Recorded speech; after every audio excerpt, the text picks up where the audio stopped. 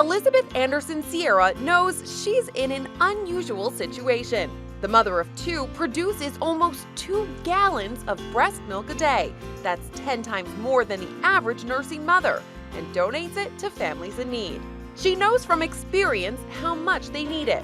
Her first daughter was born early and needed donor milk after a traumatic delivery. Elizabeth couldn't feed her newborn naturally then and says what she does now is a labor of love. She says she does it because there's a need, one that she's willing and able to meet. For InsideEdition.com, I'm Kelly Nealon.